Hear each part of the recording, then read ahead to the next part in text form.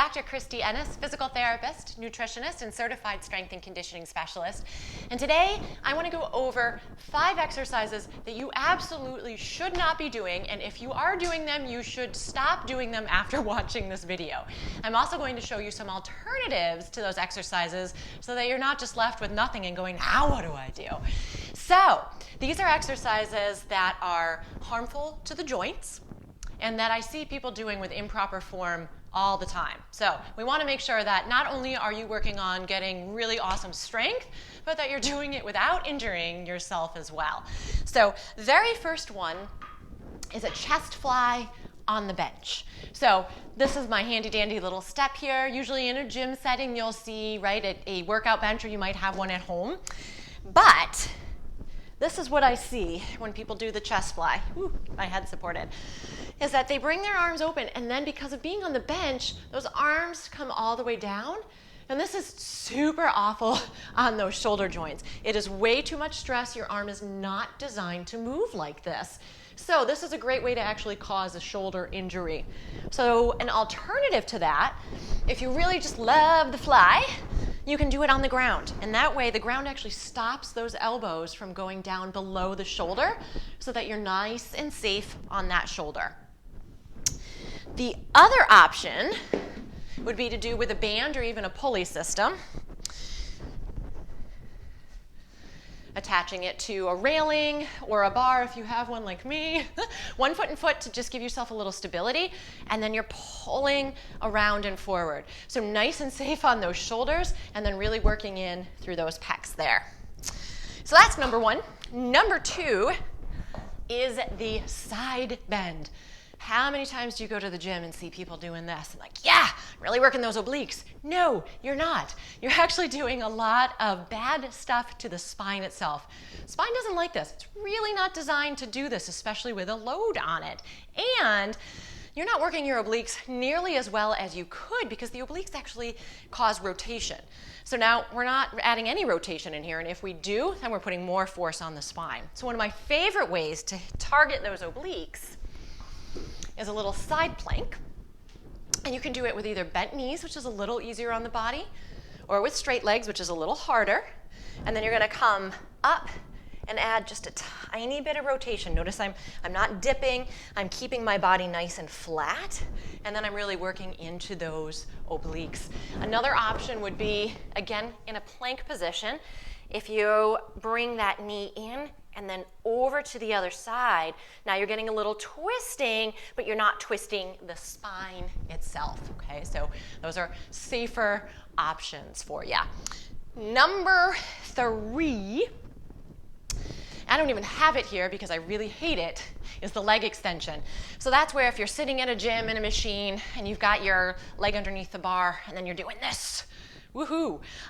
Why is that bad? Because you are putting an excessive, extreme amount of force in this, what's called an open chain position. This is the most force that you can put through that kneecap with your leg fully extended like that.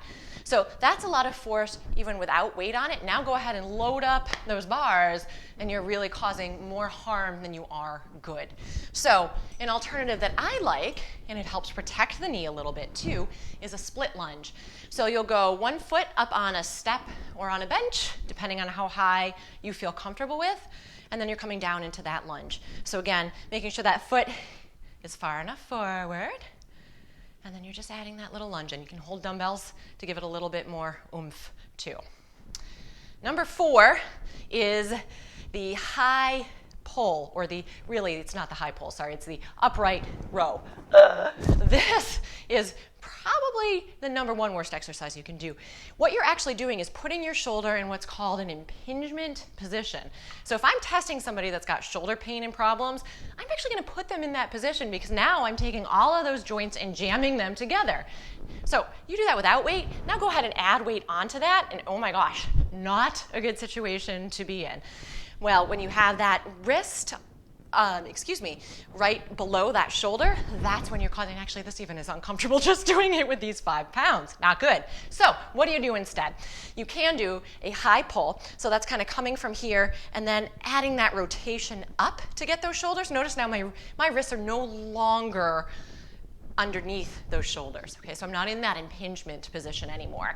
You can do a higher pull this way, so your hands are more neutral. This is a little bit low. I'd probably have the band up a tiny bit higher, but then you're pulling straight in. And if it might even be more comfortable to have those thumbs up and pull, that puts that shoulder in a little bit more of a neutral position.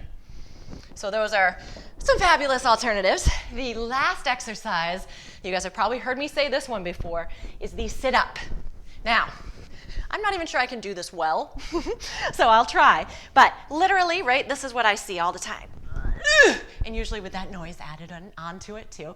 You're just killing your spine there, thank you very much, and using your hip flexors. Once you go beyond 30 degrees of flexion in the spine, you're, well, like I said, really kind of aggravating that spine, but then you're really using more hip flexors than you are abdominal muscles. Totally not where we want to be. So a better option is to do a crunch and really think about engaging into those hamstrings and glutes, so dig those heels in. Barely, you're just lifting those shoulder and head up, and digging those heels in using those hamstrings turns off those hip flexors a little. So it's just that little raise up, not moving much, but I'm really focusing in on leading from those abdominal muscles, so now I'm not using my spine. Fancy schmancy. One more alternative, if even that bothers you, is one of my favorite exercises called a pallof press. I did not come up with the name or the exercise, but it's getting some resistance through that band and then pressing. So it's an anti-rotation exercise. You're using this whole side to prevent you from turning in that direction. And you would obviously want to do both directions for that. So there you have it, 5 exercises to stop doing right away. Please try some of these alternatives so that you don't hurt yourself and you don't actually have to come and see me as much as I like seeing people. So thank you so much for tuning in today. If you liked this video and found it helpful, please click that thumbs up button. Check out my website at drkristieennis.com to sign up for my newsletter for more information. Thanks.